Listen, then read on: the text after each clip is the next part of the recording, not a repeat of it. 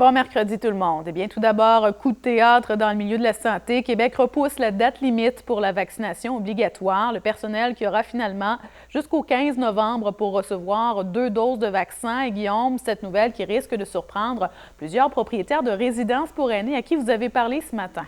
Oui, 3 propriétaires ou directrices à qui j'ai parlé m'ont expliqué qu'ils devaient faire d'importantes réorganisations en raison du personnel qui allait devoir quitter ce vendredi. Une directrice m'a même dit qu'elle s'était mise elle-même à l'horaire pour des quarts de nuit pour éviter des ruptures de service. D'autres prévoyaient faire travailler des temps partiels à temps plein.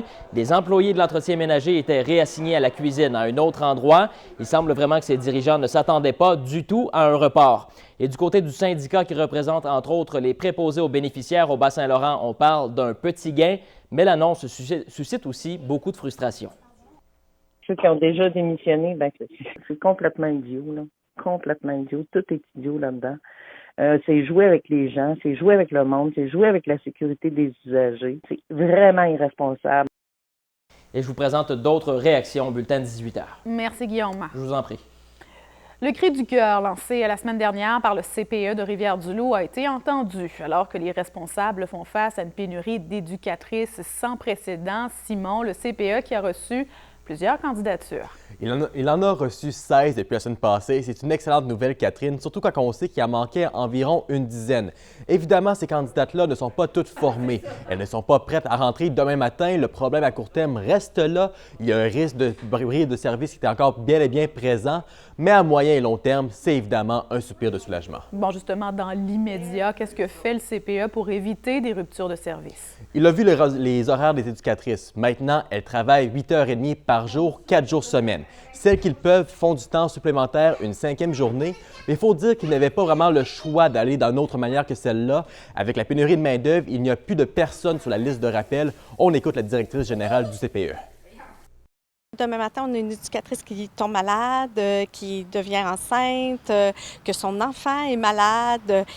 On n'avait personne pour remplacer. On se dit, il y a peut-être des matins où il faudrait carrément fermer le service. Ce qui faciliterait le recrutement, ce sont des meilleures conditions de travail. D'ailleurs, demain et vendredi, les éducatrices des CPE de notre région qui sont affiliées au réseau de la CSN seront en grève pour se faire entendre. Merci, Simon. Au revoir.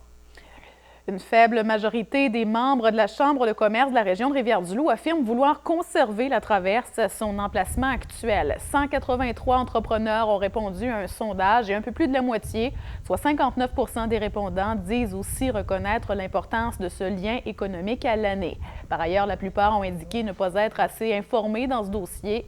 La Chambre de commerce entend donc mieux outiller ses membres et compte défendre leur position sur le maintien du service à Rivière-du-Loup. Et par ailleurs, la ville de Rivière-du-Loup qui est passée à la 2e phase de sa campagne de mobilisation depuis la semaine dernière. Des pancartes ont été installées et la ville demande aussi aux citoyens et aux commerçants d'afficher leur appartenance au service de traversier. Des autocollants ont été distribués pour apposer sur les fenêtres ou les voitures. Et jusqu'ici, 1338 personnes ont signé la pétition. Tourisme Charlevoix, accompagné des autres leaders de son industrie, lance une offensive afin d'attirer du personnel dans la région. L'organisation qui chiffre à 720 le nombre d'emplois à combler cet hiver dans Charlevoix. Dites-nous, Jérôme, en quoi ça consiste, cette offensive?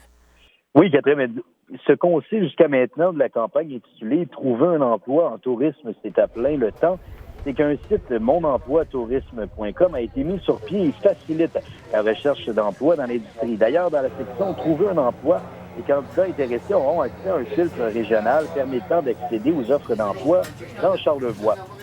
La campagne vise plus particulièrement les étudiants et les travailleurs expérimentés à la recherche d'un travail à temps plein ou à temps partiel à faire l'expérience de l'industrie touristique dans la région.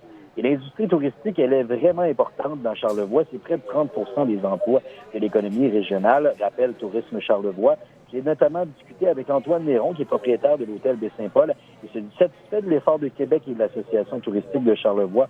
Toutefois, selon lui, l'immigration devra être priorisée un jour ou l'autre pour alléger l'enjeu qui touche l'ensemble du Québec. Je vous présenterai mon reportage dans 18h. Merci, Jérôme. Je vous en prie.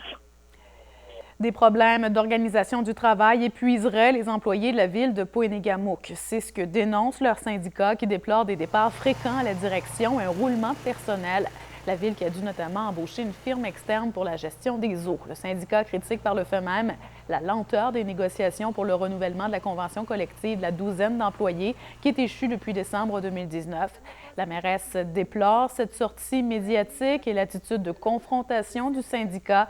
Louise Labonté considère que les allégations d'épuisement au travail des syndiqués sont une stratégie de négociation. Un médiateur qui sera bientôt impliqué dans ce dossier. Les tests de dépistage rapide ont été livrés dans les écoles du Nouveau-Brunswick. Depuis hier, les élèves non vaccinés qui ont été en contact avec un cas confirmé peuvent les utiliser. Les jeunes qui doivent avoir 2 tests négatifs et ne présenter aucun symptôme pour retourner à l'école après 24 heures d'isolement.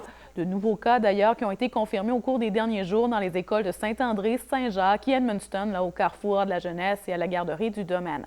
Par ailleurs, les hôpitaux du réseau de la santé Vitalité sont maintenant en alerte rouge. Des services et soins de santé non essentiels seront réduits ou interrompus, comme l'imagerie médicale ou encore les chirurgies non urgentes.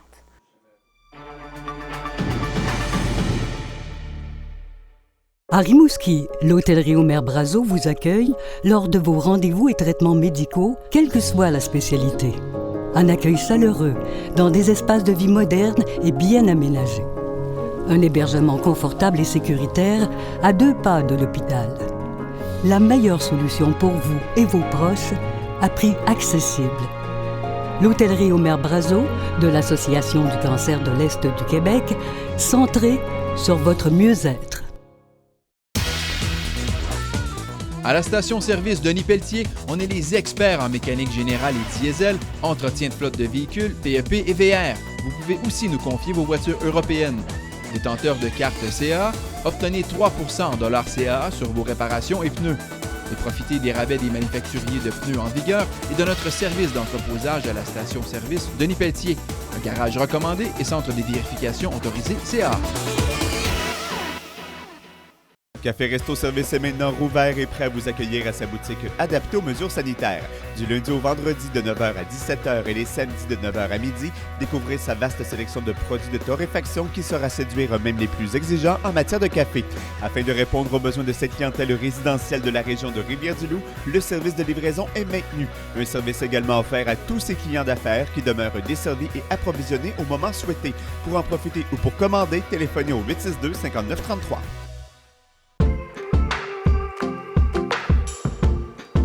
Le Centre de santé L'Estuaire, une occasion de prendre rendez-vous avec vous.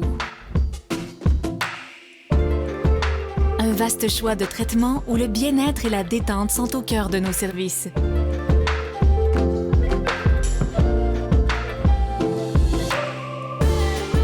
Prenez rendez-vous, Centre de santé L'Estuaire, 171 rue Fraser à Rivière-du-Loup. Cette année, l'été s'annonce Écotone. Chez Écotone de Trois-Pistoles, on a de quoi vous équiper pour vos activités plein air et votre travail durant la belle saison. Des chaussures de sport et de randonnée, des vestes de flottaison pour votre sécurité sur les plans d'eau, tout un département de chasse et pêche, des équipements pour travailleurs forestiers et tout un choix de vêtements et bottes de travail pour une protection adaptée. Un été comme on les aime à l'horizon, Horizon Chasse et Pêche, votre marchand Écotone à Trois-Pistoles. Pour votre nouvelle thermopompe et le meilleur service après-vente, Réfrigération Dépositaire Carrier. La chronique Spectacle, une présentation de Bâti-Tech. Mieux bâtir pour mieux vivre. Marie-Michel, le chanteur originaire de l'Amalbaie, Philippe Tremblay, qui est actuellement à Paris pour son prochain projet. Il va chanter dans la comédie musicale Notre-Dame de Paris. Et oui, il est à Paris, mais c'est pas pour des vacances depuis son passage à la voix en 2020. Philippe n'avait pas encore annoncé d'autres grands projets, mais l'attente aura valu la peine parce qu'il n'interprétera pas n'importe quel personnage. Il évoluera dans l'univers de Quasimodo, un rôle principal de la pièce Notre-Dame de Paris. Ça fait déjà plusieurs mois qu'il travaille sur le projet. Il a dit sur ses réseaux sociaux, et je cite, « Je suis entouré de quelques-uns des plus grands artistes francophones d'aujourd'hui et l'expérience est folle, je trippe. » La première de cette comédie musicale n'est pas avant juillet 2022. D'ici là, on va suivre de près l'aventure de Philippe Tremblay. Les sports vous ont présenté par Grand Portage Volkswagen et les meilleures offres Volksfest.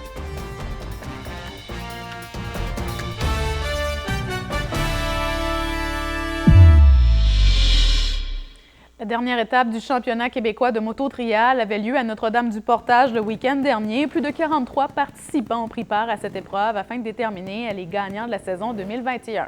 Et dans la catégorie expert, les frères Félix et Michel Fortin-Bélanger étaient à égalité au premier rang. Avant cette dernière compétition, eh bien, c'est finalement Félix qui a eu le dessus sur son frère pour obtenir le titre de champion québécois. C'était la première fois en 8 ans que Michel n'était pas déclaré vainqueur. Toute la saison, on était tout le temps près l'un de l'autre. Puis c'est le fun parce que ça faisait des années que Michel était seul puis il roulait, il n'y avait aucun stress pour lui, là, il y avait les victoires.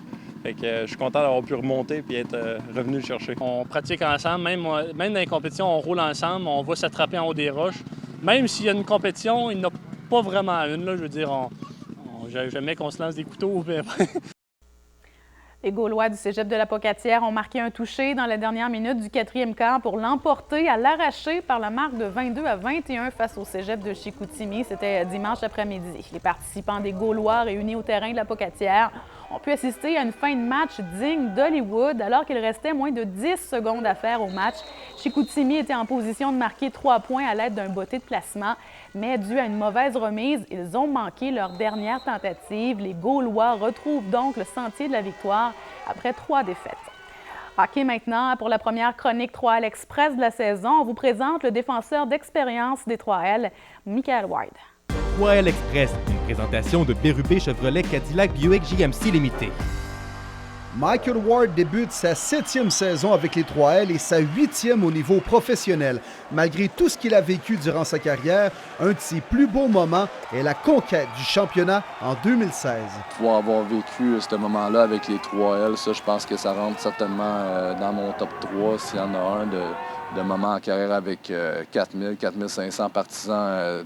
Que ce soit dehors, dans l'aréna, à travers la ville. Le moment qu'on a vécu ici à Rivière-du-Loup, pour moi aussi, ça va être quelque chose d'assez mémorable. Il a également eu la chance de gagner la prestigieuse Coupe Mémorial avec Lewiston dans la LHJMQ. Gagner un championnat avec cette équipe-là, avec Clément Jaudoin comme coach, des gars comme David Perron, Jonathan Bernier, c'était...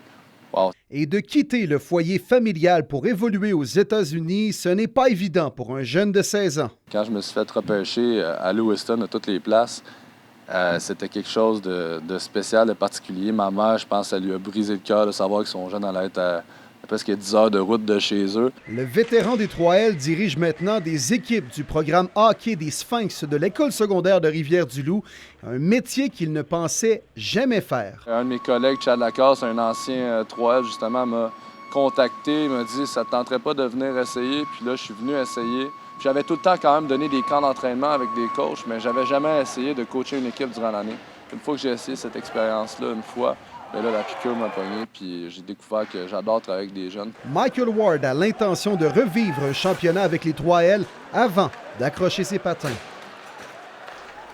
Et toujours au hockey, le Blizzard poursuit son excellent début de saison avec une victoire convaincante de 6-3 samedi à Edmundston. Leur prochain match qui aura lieu ce jeudi contre Campbellton. Il y a cependant un changement à l'horaire. Le Blizzard qui va recevoir les Rapides de Grand Sault ce samedi à Edmundston. La météo, une présentation de Meubles Tardif, pour le meilleur et pour le prix. Marie-Michel, à la météo, la longue séquence de chaleur et de soleil, eh bien, ça tire à sa fin, malheureusement. Oui, il fallait s'y attendre un jour. Depuis le début du mois d'octobre, Catherine, les précipitations se sont fait rares. Ça fait du bien de voir quand même un peu plus apparaître sur notre carte, mais pas partout encore. À Edmundston, on amène le parapluie aujourd'hui avec nous parce que c'est quand même instable avec 30 % de probabilité. À Rivière-du-Loup et justement du côté de Charlevoix, pas de pluie tout de suite.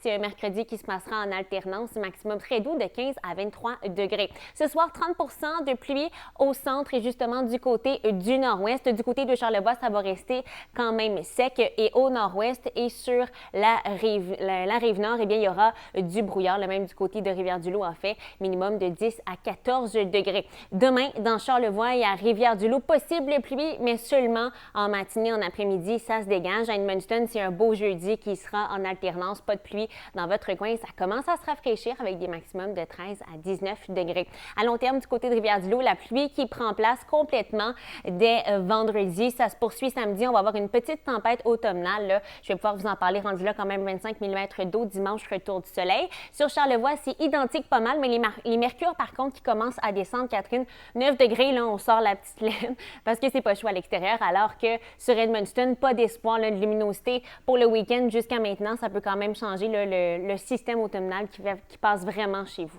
Il fallait s'y attendre, mais le retour à la réalité est quand même brutal. Merci Marie-Michel. Au plaisir. Alors voilà, passez un très bel après-midi à l'antenne de CIMT.